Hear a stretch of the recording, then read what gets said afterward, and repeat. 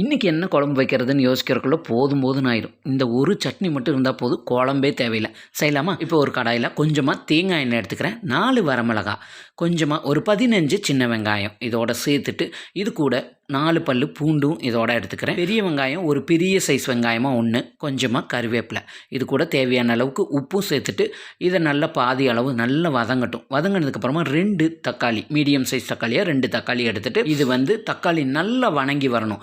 வணங்கினதுக்கப்புறமா நம்ம இதை இடிக்கல்லில் சேர்த்துட்டு இந்த வரமிளகாயை சீக்கிரமாக அரைப்படணும்னு நான் கையில் பிச்சு போட்டுக்கிறேன். இது கூட கொஞ்சமாக ஊற வச்ச புளியும் சேர்த்துட்டு வலுவலுன்னு இல்லாமல் குறப்பாக அரைச்சிக்கலாம். இது கூட 1 டீஸ்பூன் காஷ்மீரி மிளகாத்தூளும் தேவையான அளவு உப்பும் சேர்த்துட்டு இதை 3/4 பதத்துக்கு அரைச்சி எடுத்துருங்க. எடுத்துட்டு சூடான சாதத்தோட இந்த ஒரு சட்னியை மட்டும் போட்டு அப்பளம் வச்சு சாப்பிட்டு பாருங்கள். எவ்வளோ சாப்பாடு சாப்பிட்டீங்கன்னே தெரியாது, அந்த அளவுக்கு டேஸ்டியாக இருக்கும். இது இட்லி தோசைக்கும் சூப்பராக இருக்கும். குழம்பே தேவையில்லை. உங்கள்கிட்ட இடிக்கல் இல்லைன்னா மிக்ஸி ஜாரில் பல்ஸ் பண்ணிடுங்க. வீடியோ பிடிச்சிருந்தா சப்ஸ்கிரைப் பண்ணி